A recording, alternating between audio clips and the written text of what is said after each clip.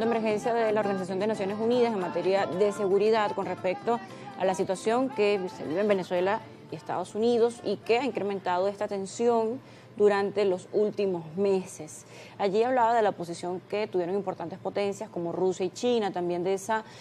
disposición a ser mediador, para prestarse para el diálogo de otras naciones en Latinoamérica, pero miembros permanentes y no permanentes, al final queda muy cerrada la forma de decidir, la forma de debatir, y uno de los miembros importantes es Estados Unidos y precisamente está encabezando esta situación de cerco militar contra Venezuela. Entonces queríamos conocer cómo es el mecanismo de debate de este Consejo de Seguridad, si quien paga está en la posición de darse el vuelto, como decimos en Venezuela. Sí, fíjate que ellos tienen un mecanismo donde los miembros permanentes fundadores de la ONU pueden ejercer ese derecho de voto al momento de una resolución, pues es decir que si cualquiera de los 5 no está de acuerdo, Rusia no está de acuerdo, China no está de acuerdo,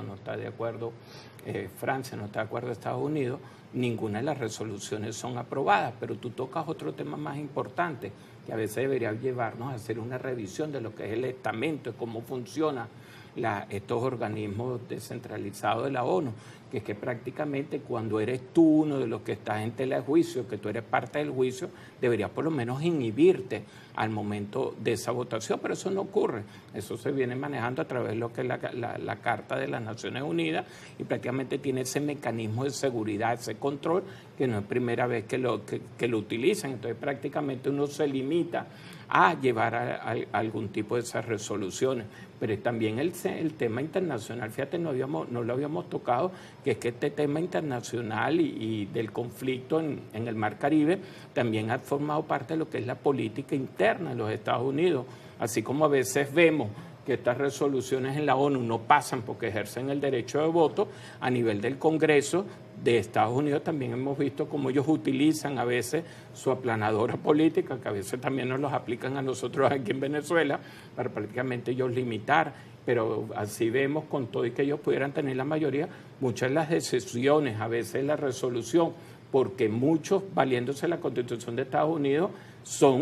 tienen la creencia que prácticamente Trump no tenía la capacidad de llevar el conflicto, es el famoso escenario número 3, sin la autorización congresal. Eso también es importante a veces cuando hablamos del tema y que por qué no escala el conflicto. Ahora, cuando hablamos de escala, sobre todo cuando se está terminando el año, 7 días para que termine este año, a veces cabe la oportunidad para hacer un llamado a la reflexión, sobre todo a todos esos venezolanos, los que estamos sobre todo aquí en el país, a que tenemos que tener mucho ojo visor con lo que pudiera estar ocurriendo. No podemos dejar que sean las dos políticas radicales, los dos extremos, lo que impongan la agenda, porque yo a veces alertaba la semana pasada en varios de mis artículos que nos pudieran llevar a lo que es un cuarto oscuro. Si se impone la política del gobierno, que está definitivamente tomando trincherarse, prácticamente que no ceden el poder sin hacer ninguna reflexión, sin dar ninguna concesión, sobre todo cuando algunos están pidiendo a finales del año la liberación de los presos políticos, de algunos cambios en su política económica, de alguna apertura. Incluso empiezan a salir las ideas de que se imponga un gobierno de amplia base, un gobierno de amplitud. Si el gobierno no hace alguna reflexión, prácticamente lo que nos está llevando es un cuarto oscuro, que ese cuarto oscuro lo que viene después con un gobierno atrincherado es prácticamente más sanciones todavía y va a perjudicar más al pueblo. Igual puede pasar si se impone la política radical de ese sector opositor, que lo que está pidiendo es intervencionismo, lo que están pidiendo invasión, prácticamente la salida de eso, que es después, cómo queda el año que viene, después si se ocurre llegar a ocurrir un cese del gobierno del presidente Maduro a través de la fuerza, prácticamente lo que viene es la tesis del vacío del poder, de falta de estabilidad, la gente a veces no lo quiere comparar, que pudiera quedarse el Vietnam latinoamericano, la gente no le gusta que usemos esas comparaciones, pero eso es lo que tenemos. Entonces, ¿cómo es la única forma? La única forma es de que ya con un llamado a reflexión los venezolanos entiendan que si no queremos quedar en el 2026 en ese cuarto oscuro, tenemos que empezar a trabajar los temas de una tercera puerta, una tercera vía que pudiera llevar a una transición que necesariamente no significa un cambio de gobierno ejecutivo. Yo voy a colocar una tercera vértice en este planteamiento que está haciendo con dos extremos radicales, que es el tema de la reforma constitucional, que va a implicar un debate, va a implicar una consulta, va a implicar una revisión de temas que tienen que ver y que, por supuesto, van a ir condimentados de todo lo que ha estado pasando con el tema de la amenaza a la soberanía nacional, que no estaba con lo que viene en la primera semana de enero del Congreso Constituyente. Bueno, precisamente esto de la amenaza a la soberanía no estaba en un inicio, en lo que tiene que ver con el planteamiento, el inicio de esta propuesta de la primera reforma de 80 artículos, no había sucedido, nada de eso estaba sobre la mesa cuando empezó este tema de la reforma. Claro. Pero queda esto también en el medio de estos dos extremos y la necesidad que tiene, esa reforma que viene en puerta de ser debatida con todos y una participación donde,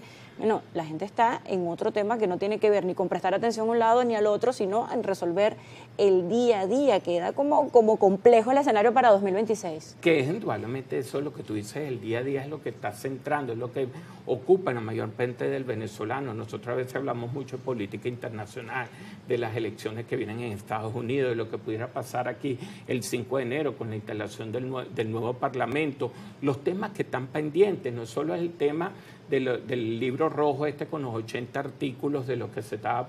utilizó el presidente para hacer la promoción de una revisión constitucional. Está incluso el tema también de la revisión del estamento electoral que quedó pendiente desde el año 2024, pero todo esto ocurrió antes de este conflicto político, donde prácticamente nos va a llevar a que tenemos que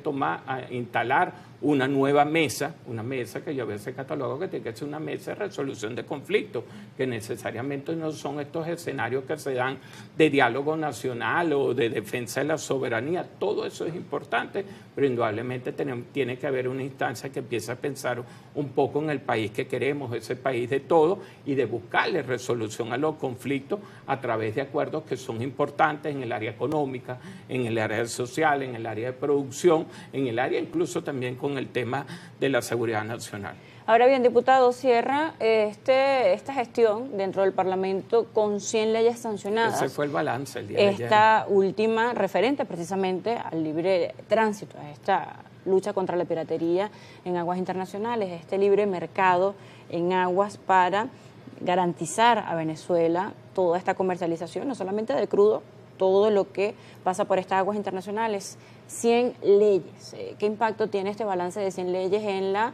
práctica, en la vida del venezolano? Bueno, fíjate, no solo 100 leyes que fueron sancionadas en sus dos discusiones, quedaron muchos proyectos de leyes. Yo te pudiera hablar por lo menos una ley que yo trabajé mucho que tiene que ver la ley de la Cruz Roja. La gente no lo sabe, en Venezuela no hay ley de Cruz Roja, lo que existe es una ley que reservaba el nombre, una ley de las zonas cardioprotegidas. Por decirte alguna de las dos que yo trabajé mucho en la subcomisión de salud, eso quedó pendiente, algunas de esas, la ley incluso de las enfermedades de transmisión sexual, muchas de la ley de enfermedad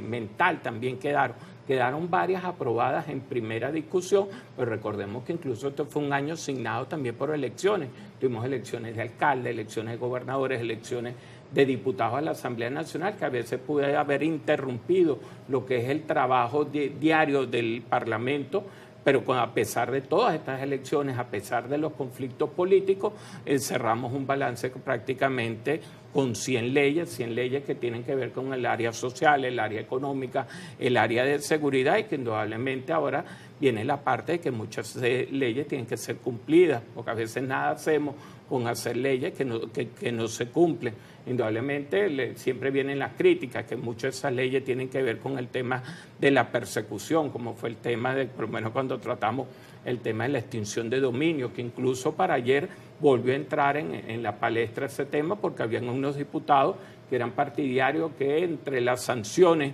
a las personas que promovían estos, vamos a decir, estos actos de piratería, se le pudiera aplicar también esta ley de extinción de dominio. Le consultaba en el caso de los ciudadanos que dicen, bueno, ven los titulares, dicen un balance de 100 leyes sancionadas a lo largo de estos 5 años en el periodo de esta actual Asamblea Nacional. Como ciudadanos dicen, bueno, ¿qué impacto tiene esto en mi vida o en mi calidad de vida? Bueno, fíjate, por ejemplo, vamos a tomar como ejemplo lo que tiene que ver con la parte petrolera.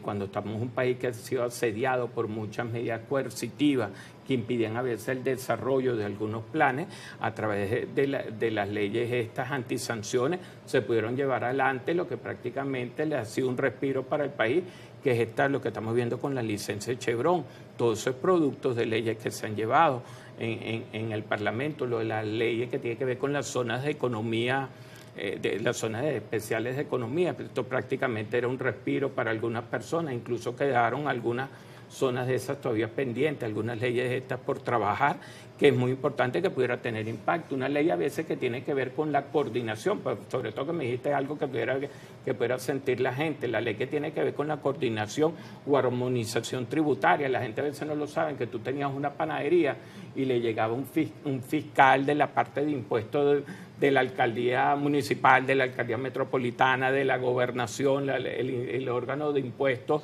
a nivel nacional, y prácticamente incluso los panaderos a veces no lo contaban los comerciantes, que eso era prácticamente inviable, el tema tributario. Bueno, todo eso se trabajó a través de un tema de una sola ley de coordinación y armonización tributaria. Son algunos de los aspectos que pudiéramos nombrar, pero imagínate, tenemos que hacer un balance de 100 leyes, cuáles son sus objetivos y sus alcances. Lo que sí es importante a veces es que la gente se empape, los medios de comunicación a veces tienen que ayudarnos, porque muchas de estas leyes las personas ni los conocen, se dejan llevar indudablemente a veces por lo que sale en las redes sociales. Yo me acuerdo, por ejemplo, cuando el tema, la ley anti-bullying, le dice, ¿qué ley anti-bullying? Esa ley no existe. La ley se llama la ley de convivencia escolar. ¿Okay? Una ley que indudablemente tuvo mucho en boga cuando salió una noticia de unas estudiantes por ahí en el Hatillo que fueron víctimas de un abuso, cómo se aplicaba esa ley. Entonces son temas muy importantes. A veces lo que hace falta mucho con la ley es el tema de la socialización de las leyes. Eso es importante para que la gente sepa de que existen esos estamentos jurídicos y tú no puedes hacer valer o respetar o exigir el respeto a tus leyes cuando tienes un desconocimiento de que esos instrumentos existen. Bueno, cerramos la entrevista sin chalequeo.